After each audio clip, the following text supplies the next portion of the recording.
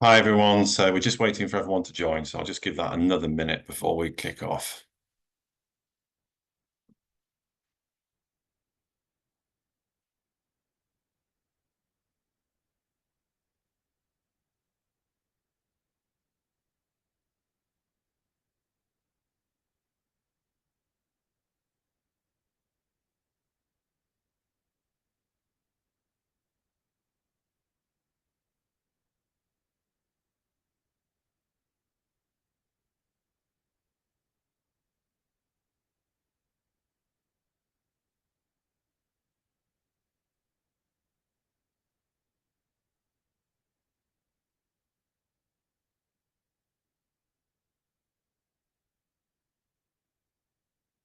Okay, I think we'll make a gentle start, and there's a fair few other people I think are going to be joining us on the journey. So we'll just take a gentle start and see where we get to. Hi, my name's Hugh Ellis, and I'm Director of Policy at the Town and Country Planning Association.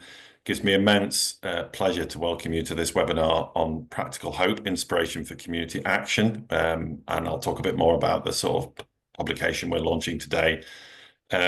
Let's just have a quick look at the agenda if we can. Next slide, please.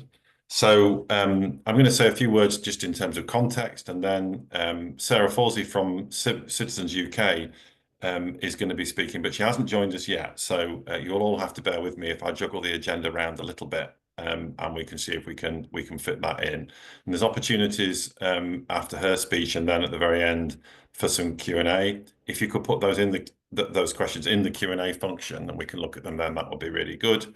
We've got a session close in an hour and a half, and I will be pretty rigorous that we shut down at that point because I know you're all very busy people. Just to say a quick word about the TCPA, just move on to that. Many of you on this call might assume that we are town planners, and we are. But we represent a very unique strand of town planning, which is essentially the British utopian tradition. And that's not just me trying to make planning sound more interesting than many of you think it is. It's really important to us because it represents a set of values around the Garden City movement that, are 125 years old in our case as a charity, but stretch back much further into the origins of utopian thinking. That utopian thinking is not about the impossible. It's always about pushing and reaching for ideal conditions that reflect the diversity of what it is to be human and how we can live peaceful lives together. That's an extraordinarily big agenda that we've inherited. And I think over the last 2 or 3 years, we've more and more reflected about how we need to get back to those roots, particularly in relation to today and everything we'll say about the process. We're interested in community and in the inspiration it provides for real change in society based on essentially on some surprising roots that we have as a movement. And that's particularly, would you believe, our anarchist roots, Russian anarchism in Letchworth Garden City and Welling Garden City, but also the work of Colin Ward in the 70s and 80s, which is how I got into planning. And it was very much about trying to give opportunities to community campaigners. And the final thing I'd say is that, particularly with the publication that we're about to talk about, I think there's a danger sometimes, isn't there, that NGOs and organizations and charities can be quite extractive with communities, asking for case studies and then, flanking their own agenda around them. That's not where we are. As individuals and as an organization, we're working with communities in a number of ways, and embedded in local community action in a number of ways as well. And actually, what we want to try and do today is stand back a bit and give a platform for some of this amazing practice. We had a fantastic launch event in person in Leeds last week with some local cider made in Leeds, which I hadn't understood was quite as strong as as it looked. So my advice to you all professionally is don't have a large glass of really great locally made organic cider before you try to run a session on introducing this resource. But it was a fantastic event. Next slide, please. So the areas of work we're currently involved in are fairly broad. You can see we're involved in climate change, particularly at the moment, working with communities who essentially don't have an easy future. Community participation we've talked about. We're involved in green infrastructure, garden cities and new towns, and particularly at the moment on healthy placemaking. I think it's fair to say on all of that we are really deeply concerned, just to give some political content to this session, that community is not being reflected where it needs to be by the government at the moment, particularly in things like planning reform. So we're worried about that, and we're pushing really hard to try and get that into their agenda. Next slide, please. So Practical Hope, Inspiration for Community Action, is a resource which is really simple, and we're delighted it's really simple. It's a collection of case studies that we're launching today, which represent, I think, just the incredibly powerful story that communities have about affecting change. Sometimes we've described that as this sort of other Britain, this amazing story of positivity and inspiration, which is in stark contrast, I think, very often to what Whitehall and Westminster offers us, which is at the moment, to say the least, a lack of hopefulness. So it really is a simple document that draws together some of the case studies you're going to hear about in a second. I'll move to those quite quickly. And it then draws some very, very simple conclusions. Next slide, please. And most of those conclusions, just before we come to Sarah, are very obvious. I guess they are about the power of individual action and inspiration, about connection, about the benefits of people working together from their physical and mental health, about the need for dedication and inspiration, about probably the biggest single one that comes out of this is the need for information sharing and network building. The fact that certainly the community organizations I'm involved in do amazing work, but they also have really hard times, and they can get quite isolated. And we need to find ways of better communicating between us. But essentially, the ambition we have is to see bottom-up community action as being the answer, not peripheral, not bolt-on, not some kind of nice to have. But in an era where increasingly government says, whichever government says we have no money, to see how they can help us, enable us, support us, and in sometimes get out of the way of us in order to get on and really make change happen at the local level. So let's move on quickly to our first speaker. We've got a really fantastic set of speakers. Sarah, welcome. I was just saying from the beginning that I was having slight nervousness, but you're there, so that's absolutely great. Sarah, let's move quickly on to you. You're a senior project manager at Citizens UK. Your biography is really intriguing because obviously you've worked for a long time in the charity sector, but it also said during lockdown it sounded like you had a bit of an epiphany, and you've now refocused your work, by the sound of it, Citizens UK, quite a lot on things like fuel poverty, climate, and also sorting out public transport in the north, which sounds like it could be the biggest challenge that anyone's ever had. So Sarah, welcome to this session, and you've got about 10 minutes if that's okay. Yeah, thanks. And thanks so much for having me. It's really, really great to be here. So I'm Sarah. I'm a senior project manager at Citizens UK. And Citizens is the country's largest and most diverse people-powered alliance. And what does that mean? Well, we're a membership organisation made up of over 500 civil society institutions. So that's groups like schools, mosques, churches, universities, trade unions, charities, community groups, all working together locally to make change on issues that are important to their communities. I think I've got some examples on the next slide. So we have 19 alliances based in locations across the country, places like Birmingham, Tyne and Wear, West Yorkshire, Somerset, and London, for example. And those alliances of community organisations work together locally to win change. So, for example, in Tyne and Wear, they work together to reduce bus fares for young people who were effectively priced out of extracurricular activities or weekend jobs, because if they didn't get the dedicated school bus home, they were charged adult fares, which was, £4 or £5, which many of them just couldn't afford. So they took action, and they worked to get a £1 flat fare from a specific bus company, and that was actually rolled out across then the rest of the region, which was, a fantastic benefit for all young people. But we do also work at a national level, campaigning for nationwide change, such as one of our campaigns, which was an end to the detention of children under grounds of immigration status. And what we look for, and what we kind of teach through community organising methodology, is how do we get from the world as it is And some people may have, cynical views of what that world is. But how do we get that to the world as it should be? And that's, the dream of how we could be working together. And so what's the change that we need to see in order to make that shift from the world as it is to the world as it should be? So community organising, sometimes it's actually easier to explain what it's not than what it is. So we're not service delivery. We don't provide handouts, and we aren't advocacy. We don't speak on behalf of people. We work to address the root causes of the issues affecting our society. I think it was Desmond Tutu that said at some point, you have to stop fishing people out of the river and you have to go upstream and find out where they're falling in. And that's what we're looking at doing, is to stop people falling in the river in the first place. And so we do that through training people and supporting them to take action for themselves. And so far, it's working. The Real Living Wage campaign, which some of you may have come across, has put back over £2 billion into the pockets of working people. So that's a little bit about who Citizens are. On the next slide, you'll be able to see our three main aims. So winning change, that's obviously getting those wins, that I've spoken about, and that might be something local, like rerouting a bus service so that kids don't have to, take the bus and then walk a mile to actually get to school.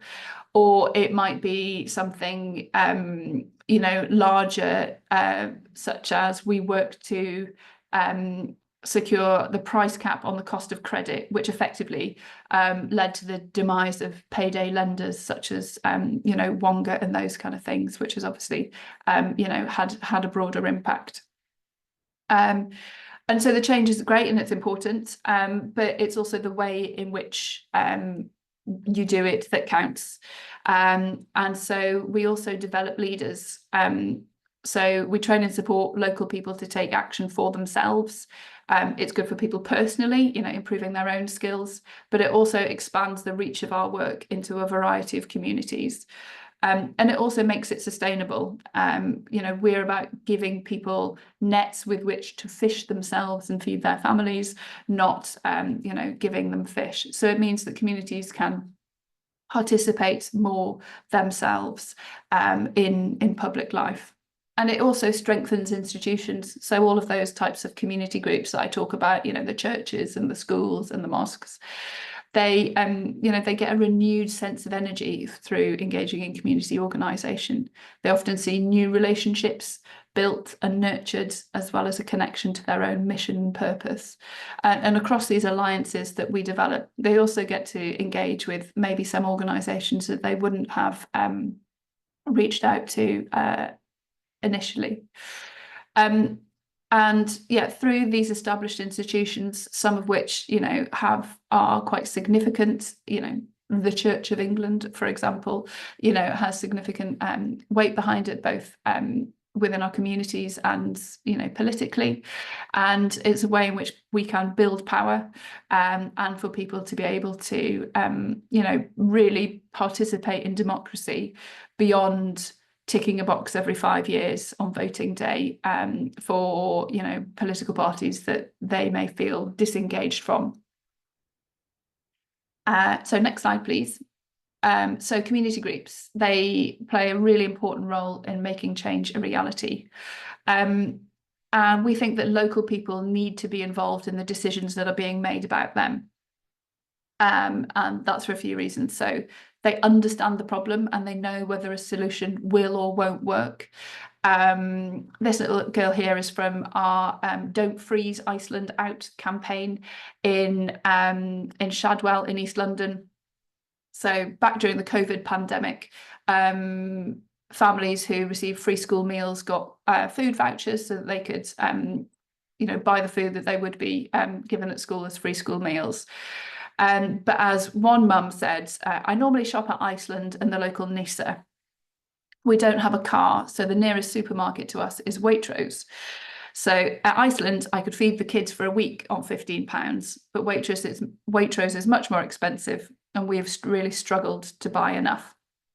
So if the people using the vouchers hadn't been involved in the design of the scheme, it would have transpired that Iceland, probably over Waitrose, would have been a preferred partner within it. So people understand their situation potentially more than the people further removed, who quite often are the decision makers. But involving people with lived experience or who are experiencing the issues also ensures that equality is kind of baked in to the decision that's being made, or the solution that's kind of being found.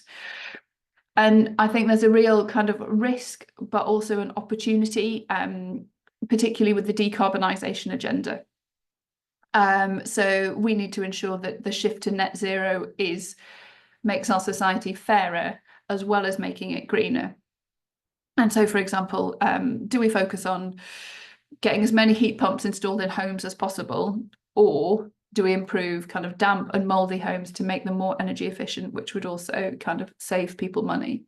So both are needed. I'm not totally slating heat pumps at all, but only one of those will also reduce inequality, as well as improving the physical and mental health for thousands of people in non-decent homes. Next slide, please. So, and also together we can make change. Alliances are powerful. And as I said earlier, particularly kind of unusual alliances, groups of people that you wouldn't expect to be working together. So this photo is from Alexander Scott's Park in Tyne and Wear.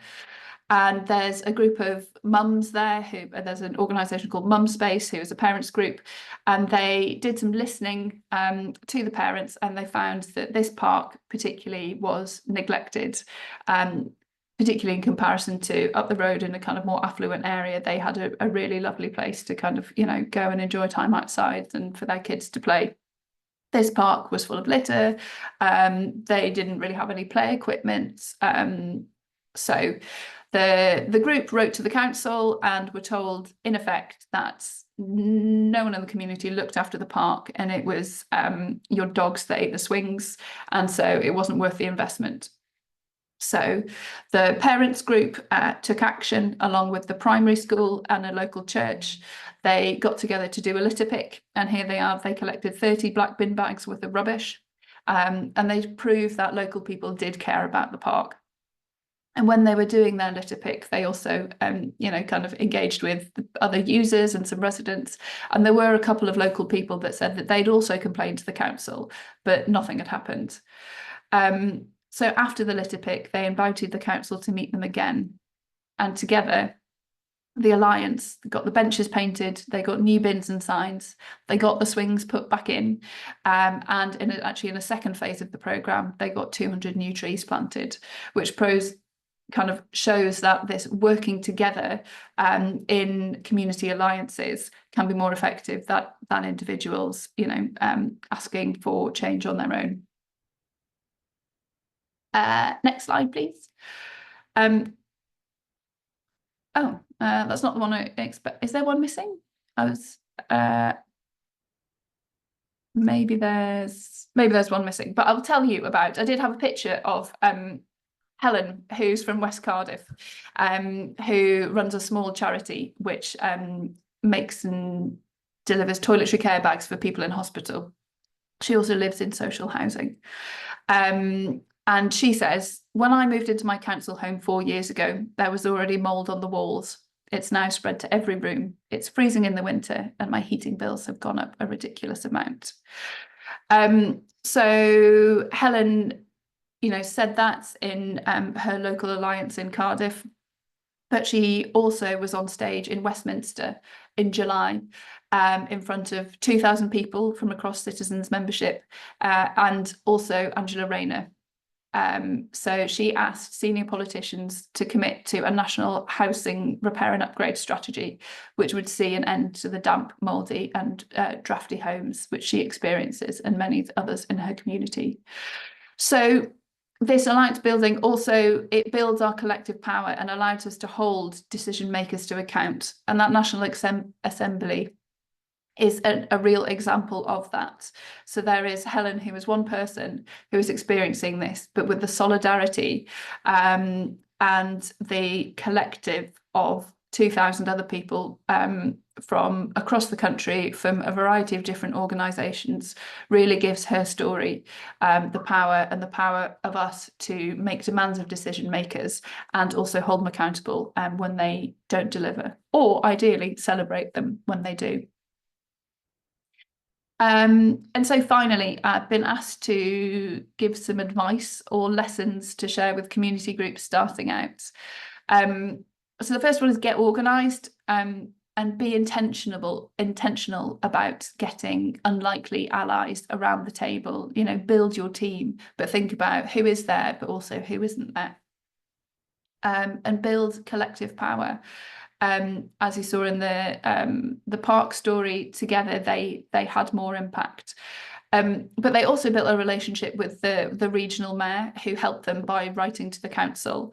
And unsurprisingly, the mayor of North Tyne, I think he was at the time, his letter got a much quicker response than the community groups. So also by having power on their side, together they could make a bigger change. But also understand self-interest. And that's self-interest being different to selfishness. Self-interest is a neutral thing, but it's understanding why is the issue that you're talking about important to the people that you're working with? Why is it important to you? And if you can understand that, then you can work out whether you can really work together. Is it in someone's self-interest? But also understanding the self-interest of your targets. Why might they want to help you? Why might they not want to help you? Is it budgetary constraints? Is it something to do with their reputation? Do they have a personal connection that to your story that they might be more inclined? So cut the issue. I don't know if anyone has ever been asked the question, you know, how do you eat an elephant? The answer is one bite at a time. So leading on our kind of climate justice work, how do you solve this global existential crisis that is climate change? And the answer is by breaking it down into more manageable bites or manageable wins, such as, you know, improving the energy efficiency in people's homes. So cut the issue, make it something worthwhile, but something that's also winnable. And finally, our golden rule is never do for anyone what they can do for themselves. And I think that's, you know, pretty straightforward. But if you can support people to deliver themselves, it's better for their community, it's better for them as individuals, and it supports our society. I think I'm probably out of time, so I will stop there. Thanks so much for having me. Sarah, thank you so much for that. It is a really inspiring record. I'm going to encourage people to stick their questions in the Q&A, but we've got some time at the end of the session. So have a think if there's questions you've got for Sarah, and please do put them in there. One, I'm going to abuse my position because just listening to you, Sarah, was kind of fascinating. Can I ask you just one very quick political question, which is that you had Angela Rayner in the room, which is absolutely brilliant. Obviously, many organisations have tried to persuade the current government to have a nuanced approach to enabling community. But what I've detected a lot is command and control. That's the word that's been used, the phrase that's been used for me is a very kind of top-down civil servant command and control approach to a good deal of stuff in our world of planning and housing. Are you having better luck in persuading them that community is important? So we met with Angela Rayner, it was 3 days before the election. So there was still some, I suppose, convincing on their part to be done. I like to believe that, you know, she also had, you know, time for a speech, and her support for communities taking action and being involved was the right way in which society should be, you know,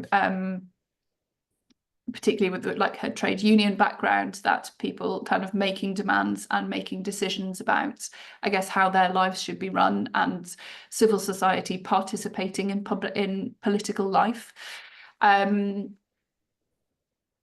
now that now that they're in Whitehall, we will continue that. It's not an absolute shoe-in for anything that we say goes, but I think there is, or I hope there will continue to be an understanding that what the people sort of in an organised way beyond the kind of the wider electorate, but what groups of people organise together, how they do have power and they can exert it. So I guess it kind of remains to be seen. Yes, that Sarah, that's an extraordinarily polite version, I think, and I agree with you because it's provisional and we don't know, do we? But all I would say from a very specific point of view in planning is that we've asked for low-cost measures like, planning being able to set aside some land for local food growing or encourage housing cooperatives or specifically encourage community energy. And the answer to those questions has been no, it's about housing growth. It's about big stuff and it's about people basically accepting that. And I am worried about that because that there is a sense that there is a blindness, I think, to understanding that this is a solution, and still a sense from some that people are a problem and in the way. And so that worries me. But I don't expect you to comment on that unless you want to. No, I think I don't know a lot about planning, so not on the specifics of it, but I guess kind of thinking about community organising methodology, the response would be then if they're ignoring you, you need to get powerful enough so that they can't ignore you. And that's building alliances through numbers, through diversity, but also alliances with community groups, but also, with others that have, maybe more power, like think tanks, policy experts, other decision makers. We're looking at how can we gather the support of regional mayors to also help us to influence government. But I can't speak on planning itself. So, and I guess, practical reality and delivery is the best propaganda, isn't it? So, what's so brilliant about your work and the case studies highlighted in this resource is that actually they demonstrate really powerfully what can be achieved. And that is so much more powerful than some of the reports I read from think tankery land, because it's actually, it's revolution one potato at a time, which I've entirely stolen from Pam Warhurst as a comment. Thank you so much, Sarah, and please stay with us. We're going to move on now to actually a fantastic project from Birmingham, which is from Civic Square. Now, Charlie Edmonds, who's the mission co-lead for neighbourhood transitions at Civic Square, can't be with us, but he sent a really cracking video presentation. So we're just going to watch that. I think, guys, it takes about 8 minutes. Hi, everyone. My name is Charlie Edmonds. I'm one of the co-leads at Civic Square, and this is a little 10-minute video just to kind of introduce you to some of the work we're doing in Ladywood in Birmingham. Sorry I can't join you in person or in virtual person at the webinar, but hopefully this will contribute something nonetheless, and hoping that I'll find another opportunity to catch up with folks afterwards. But so in the work we do at Civic Square, we try to kind of describe our outcomes as demonstrating neighborhood scale civic infrastructure for social, economic, ecological, and climate transition. And essentially what this means is we are looking to create a kind of proof of concept that the social and climate transitions that we know need to happen at a sort of macro national scale, these transitions not only can be led, stewarded, and governed at a local and hyperlocal level, but also they actually need to be coordinated at this hyperlocal level. And this kind of takes shape in one of our kind of primary guiding questions as an organization, which is what if the climate and ecological transition and deep retrofit of our homes and streets were designed, owned, and governed by the people who live there? And just as a brief overview of how we try and do that, we have 3 core demonstrator projects.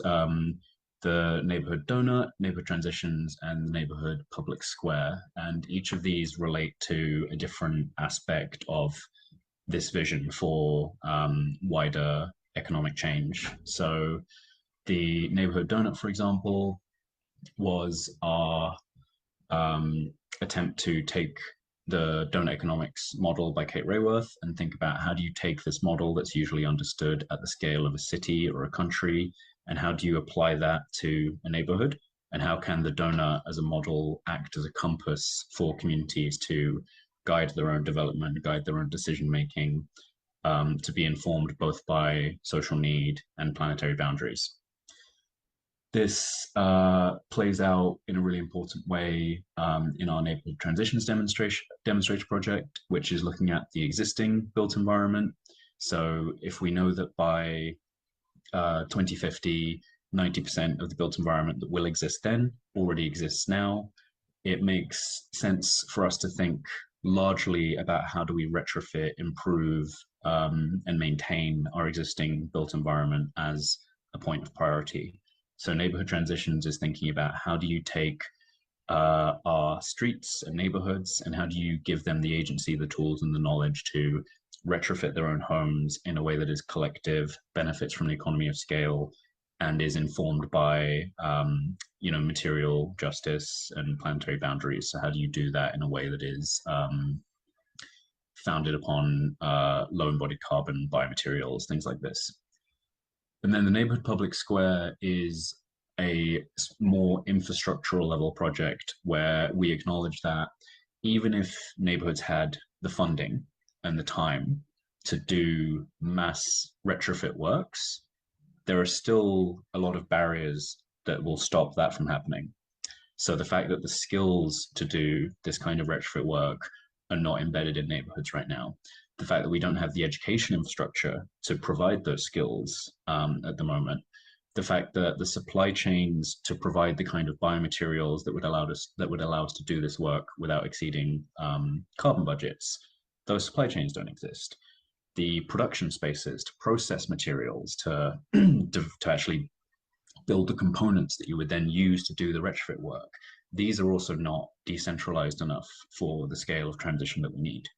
So the neighborhood public square is a project which looks to demonstrate how that kind of infrastructure can be built within neighborhoods and what that might look like. So what might a space that tries to facilitate a microfactory for the neighborhood so that they can build the components for their own retrofit? It has space where people can learn these skills. It provides the education infrastructure. It provides things like community kitchens to deal with all of the other challenges that we know are going to come, things like food insecurity or need to sort of shelter from extreme weather. So warm rooms, cold rooms, things like this.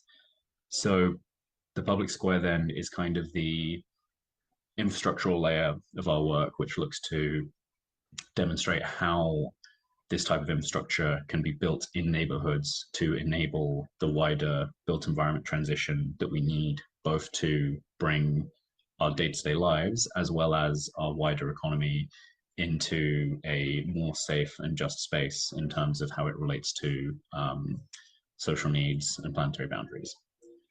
So I think I've probably gone a little bit over 10 minutes, so apologies for that, but I will wrap it up there. And maybe just as a last point, I'll say the way that we do this work, obviously I've spoken a lot about the sort of theory and information behind what we're doing, but in terms of how we tangibly show up, this can range from inviting people into the sites where we're trying to build this kind of infrastructure, taking people on trips to kind of case studies or Preston visits, like on the top right here, you have the Enterprise Center, which was a biomaterial-based university building.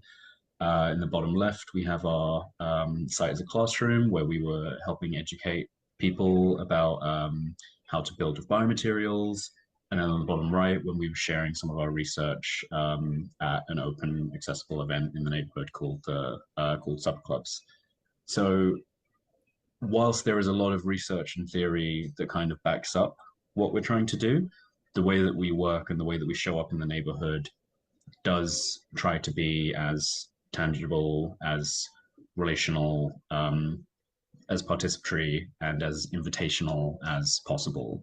So you will hopefully see from a lot of the material that we share that whilst there is a lot of research and thinking, we do also invest a huge amount of our time and resource into bringing this work off the page into the neighborhood in a whole manner of different ways.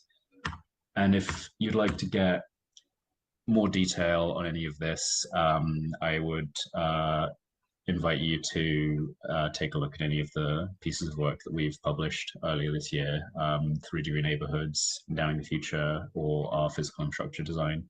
And these will hopefully give any context that I won't have been able to get to today.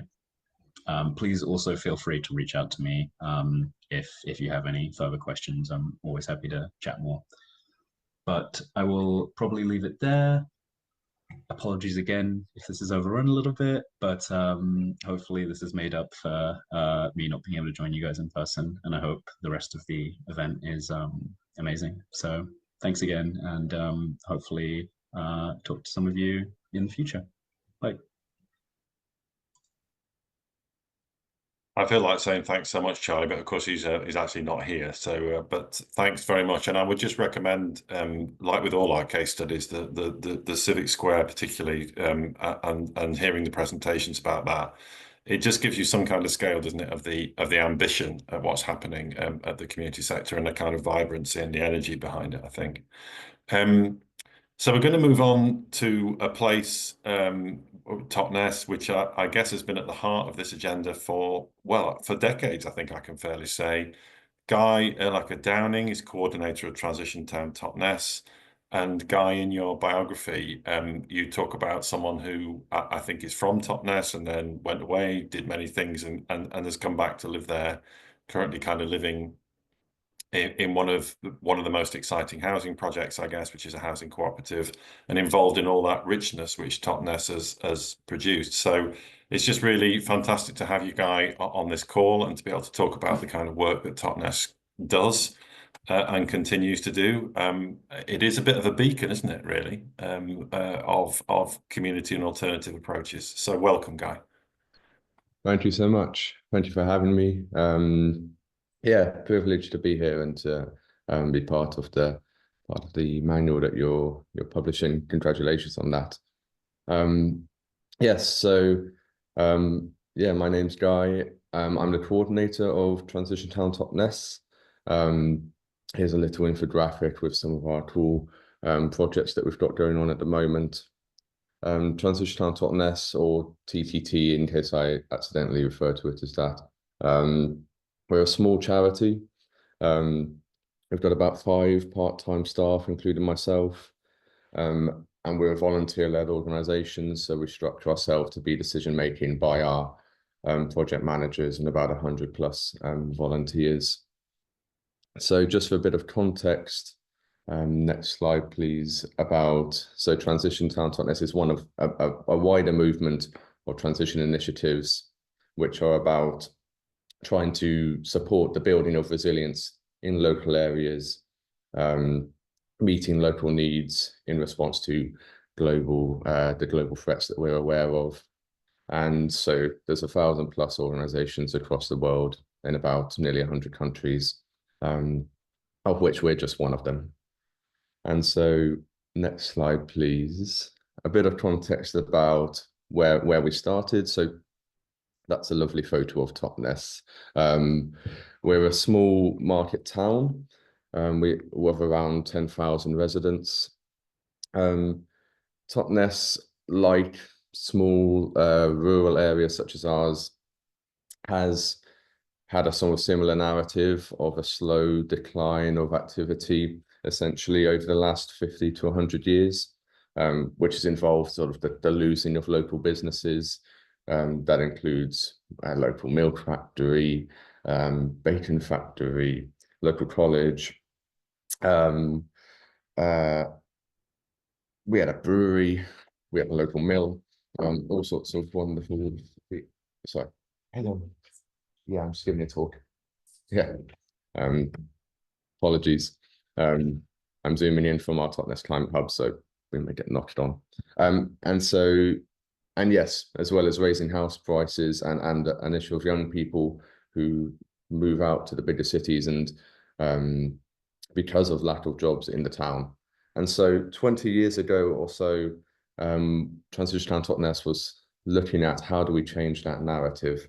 How do we try and look at the issues that we're facing and try and build our local resilience and sort of demonstrate a viable plan B to where the town was going. Next slide, please. And so what we do is we're effectively a kind of a do-ocracy. We're about supporting projects and initiatives to find ways to meet local needs in a networked and collective action. We're sort of project support charity in that way, running skill shares and upskilling events about empowering people whilst increasing their knowledge and resource.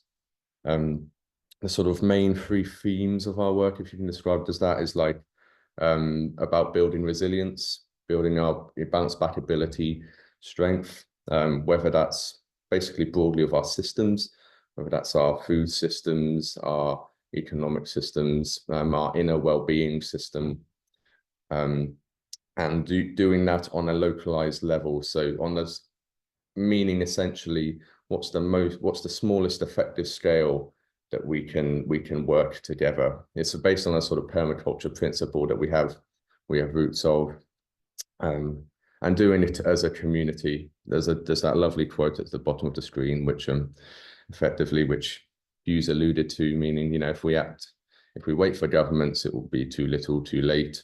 And if we're acting just as ourselves, it's too little altogether. But connectively, we can, you know, we might just be able to do what we know we need to. And so, yes, that's basically our thematic work. So next slide, please. A bit of our potted history there. We sort of started out in 2005, 2006 with some talks and sort of awareness raising events. And through some projects that started out and some community consultation work, we went about creating a thing called the Energy Descent Action Plan, which was looking towards the future of 2030 at that time and saying, what would an energy descent look like, as in a removal of our necessity on fossil fuel extraction? What could a beautiful and exciting plan B of the town look like, and what are sort of the areas of work that we need to be observing? So our structure then became supporting working groups from themes of energy, housing, food, water, transport, etc., and creating and supporting projects within them to set up. So a nice groovy list of them over the time over the years have been creating the first local currency in the Totnes pound, effectively a currency that you could only spend within local businesses. Transition Streets, which is about a sort of self-led project of providing people with the resources to meet their neighbours and look at how they can collectively reduce their energy bills, their carbon footprint, whilst establishing a strong neighbourhood connection of their 6 to 8 households, with enabled by this handbook that we provide of just enough resources and information and opportunities and ideas for creative things to do. So if I can shift over a bit to some of the sort of key takeaways or lessons that I think I can share from our experience based on projects. Sorry, yeah, thank you. Would be one main thing would be don't reinvent the wheel. As you can see, we also have an incredible edible project, as I think you'll hear from a bit later. So we have 3 growing sites in the town and about 4 community orchards, which is is still going to this day. That met a local need, but we didn't need to bash ourselves around with creating something new, work with what's out there, in the same way that we aim to create projects and support projects which are replicable and scalable, find things which could work and adapt them to your area. Another point being connect to local issues, fill the gaps. One thing we did in 2013 was create a local economic blueprint, which was essentially looking at what are the key sectors of our economy, which are food, energy, retrofitting, and care and health, because we also have an aging population, and try and look at what are the organizations, the businesses that are working within that sector, what are the gaps, what are the issues and threats, and what are the opportunities of supporting localized efforts. And from that research, we found all manner of exciting opportunities. For example, that we found that if everybody in the town could just shift their spending slightly by about 10% to local businesses being that produce and sell within 30 miles of Totnes, that could boost the local economy by about £3 million a year, according to 2013 standards. And so from that, we then created the Totnes 10 campaign, trying to help people make that shift and running things like the local food festival, showcasing the food businesses which are out there, which was how I got involved. Find easy avenues that enable action for people to get involved. Don't double up on work if something's already working, and do some networking at the same time. So we've recently ran a film festival and a film night. It's a wonderful way of getting people in to see a film, explore some ideas, and then tie that into what's practically working. It's an easy avenue, and that's a next step action. And tie, where you can, projects and work with current issues and systemic issues, which I might, if we could shift over to the next slide, just speak about. So what we're doing at the moment, our Incredible Edible project is now looking at this new area of work called 30 by 30. So you might know that at COP15, there was a declaration that we need to be maintaining 30% of land and sea use for nature recovery by the year 2030, which is it's big and it's broad. And as Sarah was saying, when eating an elephant, breaking it down into manageable pieces, we want to look at what is the opportunity on a local level for maximizing rewilding and biodiversity gain. And so we're running a garden share scheme at the moment, because gardens are the biggest green space opportunity for any urban space, to help people shift over their gardens for wildlife gardening, and at the same time do land mapping of the town and see where are the green spaces, who owns them, what are the opportunities that they could be monitored and managed better. So the Devon County Council, our county council, is doing a local nature recovery strategy, and we want to look on a deeper level, what can we as communities do? And I know where I'm coming up to time, but some of our other work that we're doing at the moment, we run a community resilience forum series, which is about upskilling people with the important issues of our time, but pairing them with hearing from local practitioners, local projects that are doing things, and finding ways for people to take an accessible next step in, and doing this knowledge sharing that we, as Hugh said, we need to do. And the bottom left picture is our climate hub, which I'm sitting in currently, which we volunteer, run and open 4 days a week for people to find out what's going on and run workshops and events. And we're going to be doing as I mentioned at the start about young people moving out of the town, we're going to be doing an upskilling program of learning journey, about helping young people develop social entrepreneurial skills to stay and work with learn more about and develop work for local businesses that are holding our brilliant town together. Yeah, I'm up on time, I can see, but if you want to hear more or see, I know we'll do a Q&A, but check out the website to see what we're doing and stay in touch. Thank you so much. Guy, thank you so much. That's a mind-bogglingly rich set of activities you've got down there, isn't it? Really extraordinary.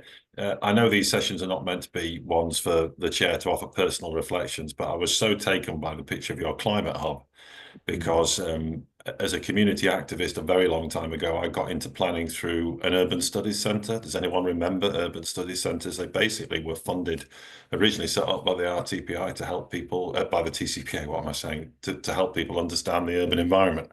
They all went, or the vast majority of them went, of course, with austerity, but you also got a free cup of tea, which is how essentially I got into planning. Thank you so much for that. And that takes us to our last presentation. That's one which is close to my heart because we work together a little bit. Dan Robinson is Executive Director, Incredible Edible Leeds. Dan's had a varied career, part in the tech sector and in the third sector. But Incredible Edible Leeds, Dan, is one of the most vibrant groups, I guess, one of the most active groups. Thank you so much, and really looking forward to hearing from you, Dan. Great stuff. Thank you very much, Hugh. Yeah, hi everybody. So I'm going to tell you a little bit about Incredible Edible today, and specifically what we're up to in Leeds. So for those of you that don't know, obviously Guy mentioned Incredible Edible a little bit. Incredible Edible aims to create kind, confident and connected communities through the power of food. We plant food in public places for people to take for free. So if you can imagine beans at bus stops, peas at police stations, lettuce at libraries, tomatoes at train stations, you name it, we grow it and leave it out for people to take. So the project did start in Totnes in 2008, but the story of Incredible Edible Leeds starts in a town called Garforth in the east of the city where I live. In 2019, we dabbled with growing our own food. I have two daughters, my eldest, who if you put a punnet of strawberries in front of her, she will demolish it. And then the youngest, who's a little bit suspicious of her food. And as I say, we were sort of dabbling with growing our own food. And one day she came in from outside with red round her mouth where she'd just helped herself. And I thought, well, that's interesting that, you know, it's almost like she knows that food doesn't come out of a plastic punnet from a supermarket. It comes from the garden, you know, you grow it. And one day I was getting her up for nursery, opened up the curtains at the front of the house and yeah, just saw this grass verge. And for whatever reason, I saw it differently that day. It's an unused and unloved space. The council cut the grass 3 or 4 times a year, and I thought, we can do better. What if we planted strawberries there for all the primary school kids going that way to school and all the secondary school kids going that way to school? Then, you know, everybody can benefit from that space and from that food. So that's what we did. We got started in March 2020, which was a terrible time to get started with a new community project. But I think in a weird way, we got there at the right time because people started to go on their one walk a day in lockdown, and they got further and further with those different walks. And people came to us and said, look, this is a great idea. We want to get involved. So we knew we were onto something, and we created Incredible Edible Leeds as an umbrella organization to support communities across the city, to kind of, you know, provide assurance and a bit of structure and just to empower local people to work proactively with decision makers and take positive climate action where they live. Next slide, please. Thank you. So appreciate there's a few words on here, but similar to the wider Incredible Edible network, as I say, the main activity for Incredible Edible Leeds is planting free food in public places. So we work with other community groups in partnership in the city. We're very action and outcome focused. You know, how can we inspire communities to take practical steps to improve the places that they call home? How can we work with institutions like the local authority, you know, or town councils, parish councils, and the NHS, you know, other kind of institutions with lots of land assets? How can we work with them to think creatively to solve many of the societal problems? So, you know, this sort of imagining this world where all of these things are possible, you know, the next few slides actually we kind of bring that to life a little bit. So there's a few photos, but We can go to the next one first. Thank you. So, you know, we work with schools, we work with care homes. There's a picture there of a scout group. And we work with, you know, all of these groups and schools just to show people, young and old, where their food comes from. We work with other social enterprises to encourage people and enable people to learn new skills. You know, there's a picture there of a mural where we've worked with local artists to co-create this this bright and colourful installation to turn a concrete jungle into something that's educational. All of those flowers on that mural are edible. And we work with local authorities, as I mentioned, and universities and colleges just to, you know, these institutions recognise the importance of our work. Next slide, please. Thank you. So the work we do cuts down on food miles. You know, we're not having to ship it in or fly it in. It reduces food waste because people are only taking what they need. We encourage people to grow seasonal, healthy food, promoting this sort of grow your own culture, a sense of community and urban growing so that people of all ages know how to access, prepare and eat healthy fruit, vegetables and herbs. Next slide, please. Thank you. So, you know, we improve physical and mental health and well-being. We're getting people outdoors, reducing loneliness and isolation, creating sustainable, nature-rich, climate-ready neighborhoods, tackling the climate crisis and being efficient with our resources, supporting people just to grow, take and consume what they need. There's lots of different pictures over the past few slides of our different groups. We've got 33 wards in Leeds. We're in about 20 of them at the moment. These groups are all kind of semi-autonomous, really. They're all part of the Incredible Edible Network. They're groups in their own right.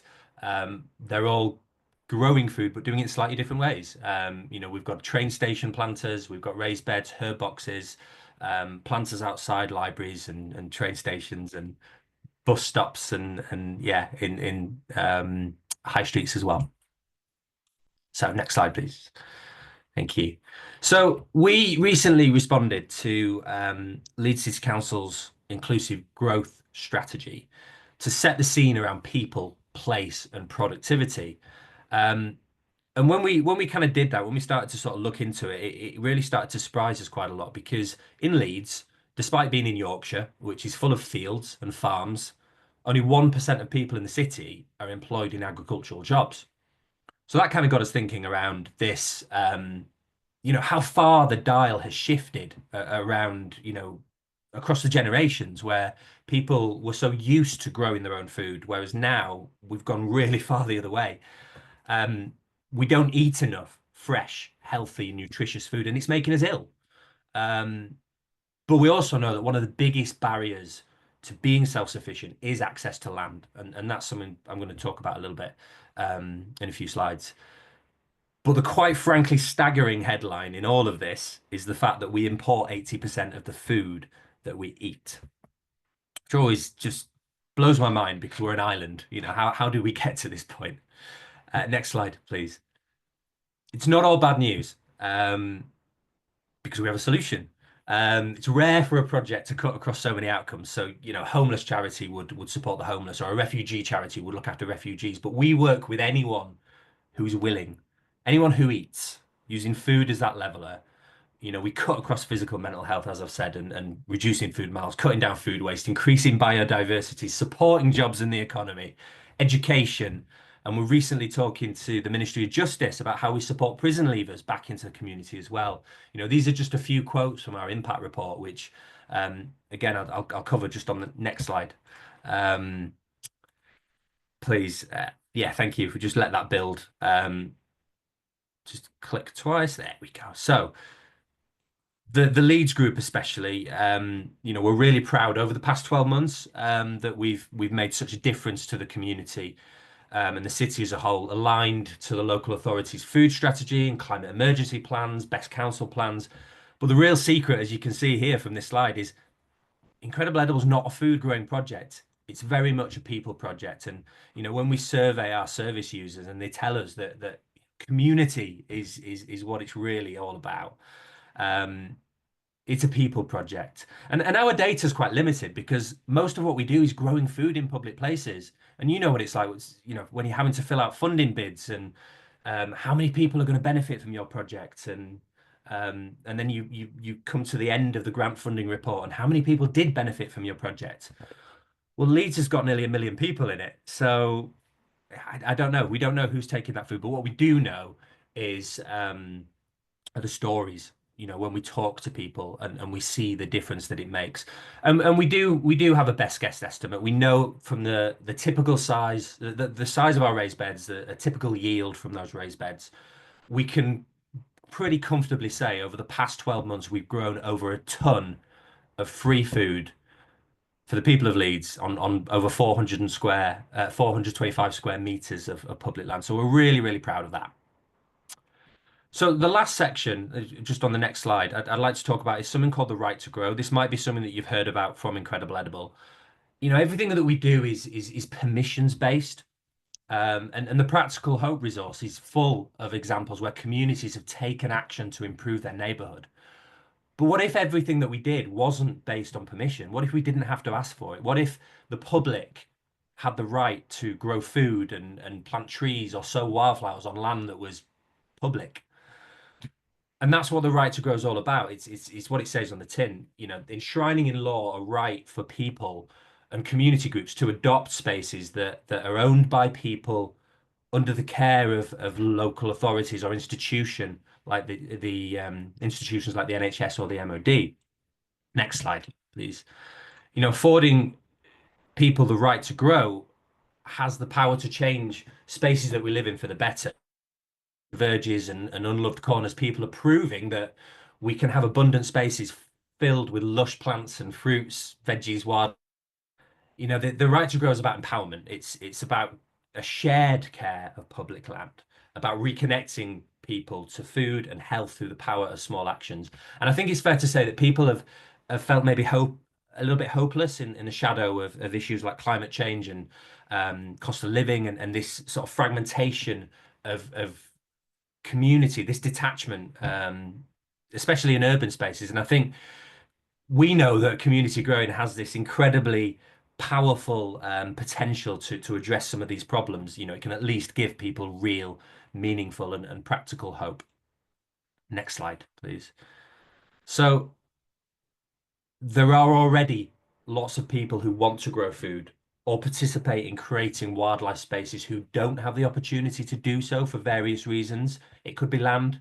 But I think navigating that legal requirement for accessing public land can be really challenging, and often local authorities unintentionally, inadvertently put these barriers in place to prevent the community from taking action. And you know, we expect this challenge to increase as more people want to take practical action against climate change and food security. They don't necessarily have more land for them to do so. So that's where we feel sort of right to grow can make a difference. So my last slide is just essentially a call to action. We can go to the next slide. Thank you. So yeah, if you want to get involved with Incredible Edible Leeds, those are our details.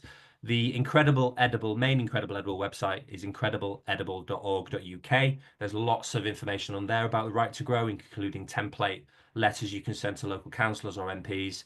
Got a little QR code to the impact report that I referred to as well for Incredible Edible Leeds. But yeah, thank you ever so much for having me. Thanks everyone for your time, and I think we're on to the Q&A now. Dan, thanks so much for that. And if all our panelists wouldn't mind putting their cameras on, that would be really nice. We could see everyone. And also, I'll try, if colleagues can keep an eye on the Q&A, I can see 2 questions there, which I've got. And I'm going to sort of start with the first one. Thanks, Dan, for that. As ever, you ended with this point about permission. And the first part of the question we have from Chloe is about capacity. I think both in groups and in local government, and the feeling of banging your head against a brick wall. So we're going to end this session, of course, really positively, but I also think we're all sort of grown up to know that this is quite hard, isn't it? What do you think the kind of major, you've talked about some, Dan, so we could revisit those, but what, for each one of you, what is the major barrier actually to to spreading out this model to making it even more effective and even more valuable. So what are community groups, what are your groups telling you are the one or two major things? Shall we go in reverse order and start with Sarah's? Yeah, thanks. I've been thinking about Chloe's question around capacity, and I think for me it's two things. The age-old question of funding. And in community organising, so our local groups are, they pay dues within the Alliance, and that means that so they effectively pay for the community organiser locally, so that they have ownership over what that community organiser works on. So it's not from citizens centrally to tell those local alliances what to do, but they tell the organiser the issues that they want to work on. And it also gives ownership of those institutions, the schools and the universities. If they're paying money into it, then they're kind of, it makes sense for them to invest some staff time to kind of bring their members or their congregation kind of involved in it. So the other bit of that is also, additional funding that's, grants and foundations or whatever, in order to be able to increase capacity. But I think the relating to the challenge in terms of like other organisations, local councils' capacity. For us, it's about having an ask. We want you to retrofit all social homes that you look after, but also having an offer. So, and this is how we are going to make it easier for you, because we are deeply embedded within communities, probably those that you may have little trust with, because they've had experience of disrepair or maybe poor treatment. So we will help to organise those people. We'll host a first session in the community centre where people know them. We'll get the kind of those people that they look up to knock on doors and saying, "Are you coming down?" rather than someone in a council tabard coming round, and people probably don't want to talk to them. So it's about not only having the money to do it, but not just asking, but proving your worth as well, and having something to offer, so that they it's a partnership rather than just constantly banging on people's doors telling them what they should be doing.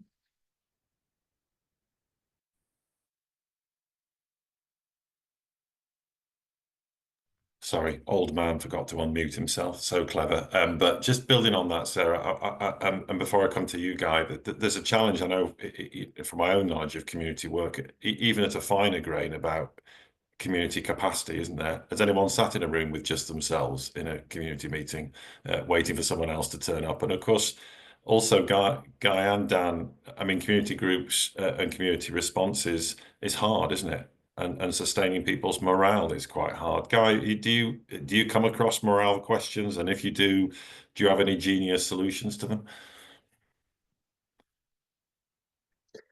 Yeah, it's that is probably one of the most pertinent issues that we come up with or come up against, especially when you're predominantly benefiting from volunteers' time, having like every other organization, especially we get issues of capacity and energy and burnout. There's no real trick one great answer, but what we try and do is make sure that there's places of celebrating the small wins, having spaces to come together and socialize with one another, and just remind ourselves that we're all in this, we're all in this together. So we do have frequent meetups and social events to sort of build our own morale, because it can feel a lot of the time like you're working in isolation and putting all this energy into things. So one scheme that we do is we have a section of our one working group is called Inner Transition, which is about looking at how we improve our well-being, but not only as a culture, but within the organization. And so we run a mentor scheme, which is basically connecting with local psychotherapists, physiotherapists, the sort of people who normally provide therapy support, and they offer free time to our volunteers. And so if someone's feeling like personally drained either by the work that they're doing or by the scale of the issues that we're trying to address, we sort of pair them up, and then they have free consultation sessions, just someone to talk to about it. And I've benefited from that greatly at the times when I've felt a bit disillusioned with the scale of work that we're trying to do. Yeah, that's basically, that's one thing that were beneficial. Thanks, Guy. I mean, that's very powerful, I think, and currently engaged in some barn building for a community organisation, and some days when it rains, you just it's a bit of a personal and community acceptance. You're just not going to get nothing done. And I think accepting sometimes that that's all right personally and as a community group is a bit liberating, which is straight out the playbook, I know, out of therapy. And some people may respond to that going, yuck. Personally, I'm convinced that there's more mental health benefit going on sitting drinking the tea during the rain than there is actually picking up the hammer. What we're not good, Dan, is actually writing impact reports that records that. But for you, Dan, how do you deal with the morale question? It can be hard, can it? Oh, it's a great question from Chloe, because I think, let's be honest with ourselves, it can feel very lonely, frustrating, and hopeless. And I think on that basis, it is important to put your own oxygen mask on first. I find that I tend to shoulder a lot of the responsibility, and we are a social species ultimately. So try and find your tribe and work together, share the load, because and then sometimes you have to be assertive with that, and give people jobs to do, because that's quite a small way to deal with those capacity issues. I think from my experience, many people in the public sector actually want the same thing as the citizens that are there to serve, but sometimes there's this general risk aversion or this sense of inertia that just leads to inaction, and I think that's where some positive partnerships can come in. A very wise person once said, if you come up against an obstacle, go around it. Don't waste time or energy trying to go through it, because I think, to your point, Chloe, about the brick wall, sometimes it does feel like you're bashing your head against one. But I think just on the funding side of it as well, I think it's easier said than done, but try and be resourceful. I mean, our very first raised bed in Leeds cost us £6. And that was just the wood. The soil was donated, the seeds were donated, even the signs were donated. And I think there are, we are resourceful as communities, and resilient as well. And I think there are people out there that are willing to help. And sometimes we've just got to say, look, can't do it on our own. We need help. Yeah. I think that is really powerful, and sometimes it's just worth reminding yourself that it just is what it is. It's better to survive, even if you're not managing to achieve fantastic milestones all the time, than it is to pack up. And I often remind myself and those around us that you do face a choice, don't you, in this sector? You either give up and surrender, or you stick around. And sometimes sticking around is literally just making a cup of tea and still being there, just continuing the work and attempting to smile. Easier said than done, quite a lot of the time. Chloe, I had a second question, which is really, really hard, everyone. So I'm looking for some brilliant responses, because it's about how this model might work in relation to transient communities, potentially travellers. And I'm going to expand the question, because we live in a very dynamic urban areas where the turnover in inner urban areas of population is actually really fast, and leads to a very kind of a sense of dynamism. People are moving, arriving, leaving. Is there something? Is this model incapable of dealing with that rate of change, or with transient communities, do we think? It's a really tough question. I'm going to reverse the order, Dan, and put you in the hot seat first. I'm sorry about that. No, that's fine. Thank you. It is another great question, and it is a difficult question. We've set ourselves a mission with Incredible Edible Leeds that any area of the city that wants Incredible Edible can have it. And I think I think there's a lot we could learn from the traveller community, especially when it comes to living off the land, and again, being resourceful and resilient.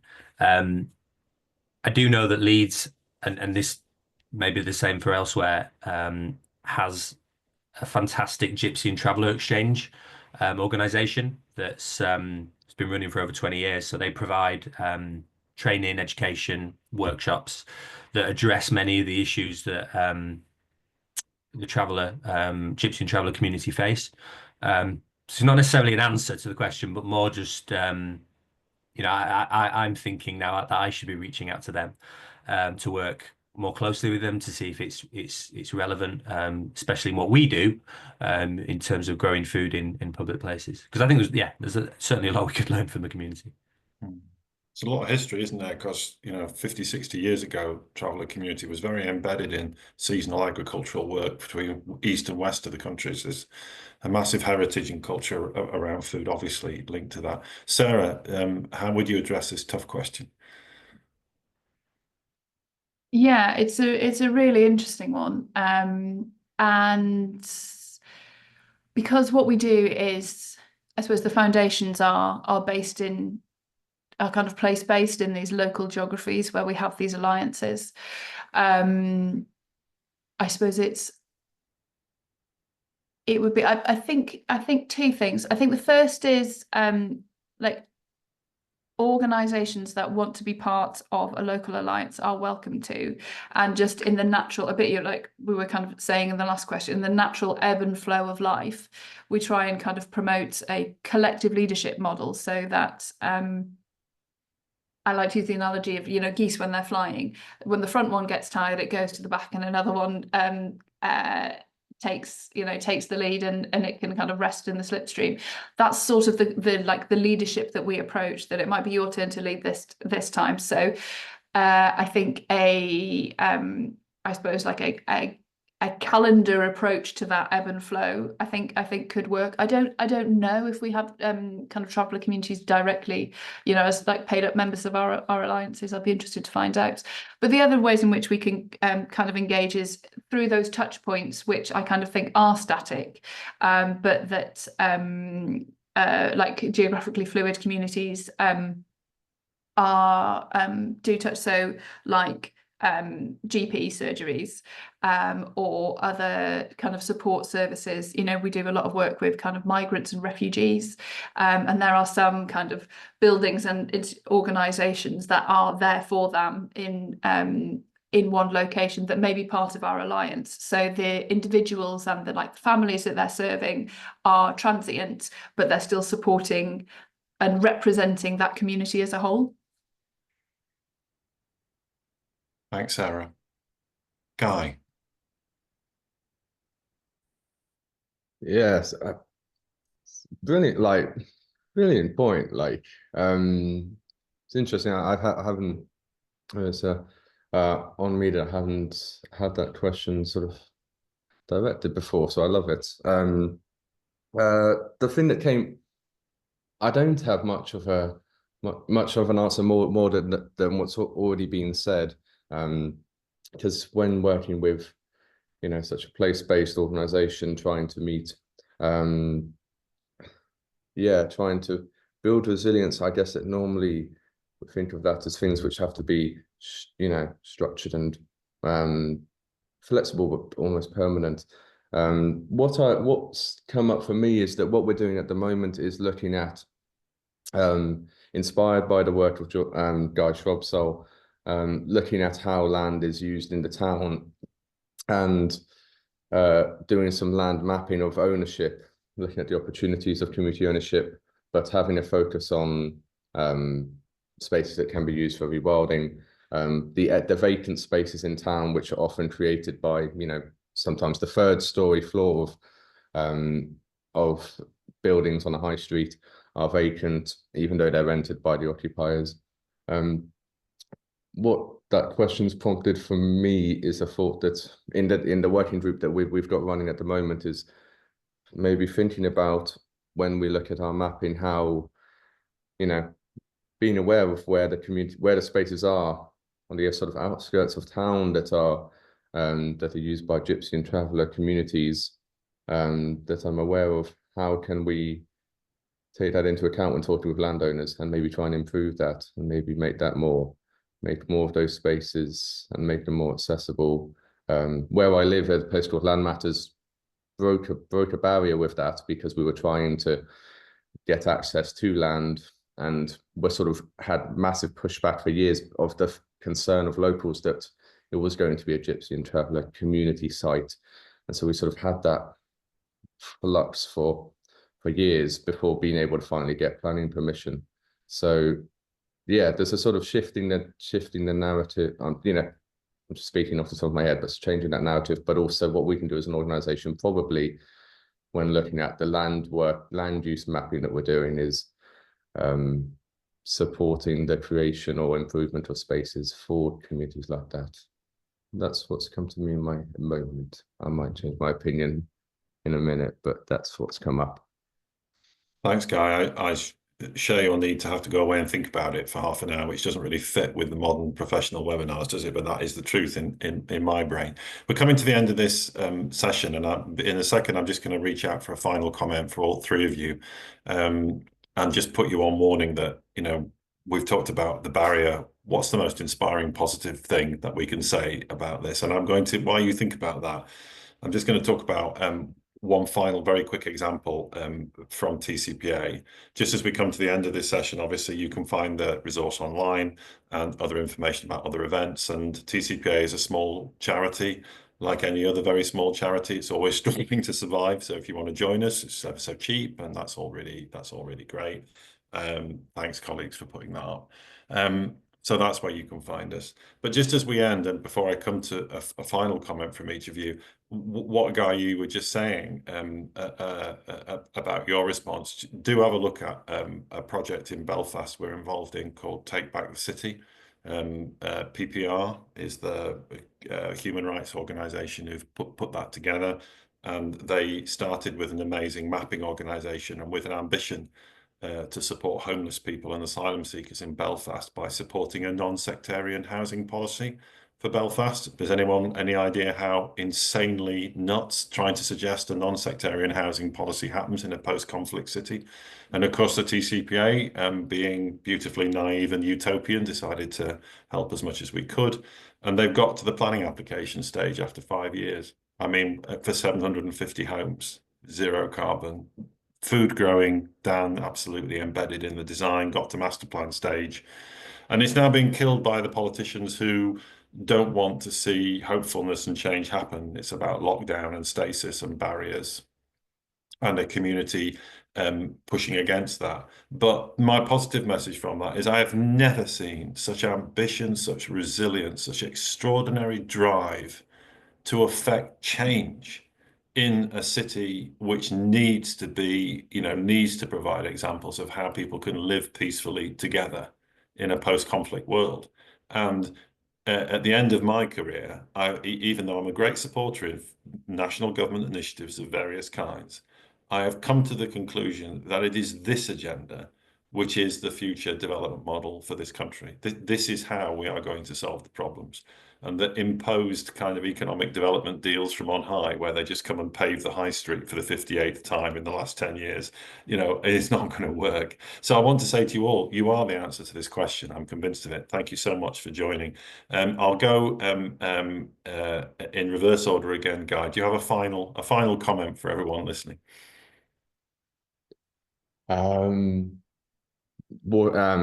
Yeah, I mean, whatever stage of your journey you are in finding ways into community activism and localized efforts, keep going.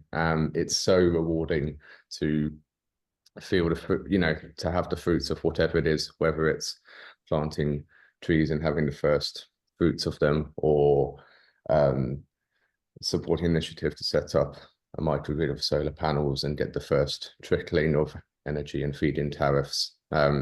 It's brilliant, and it just makes you fall deeper in love with the place that you live, and that's priceless. Guy, thank you so much. Sarah. I'm going to steal something from Dan's slide, actually. And I wrote down local policies for some can lead to national policies for all.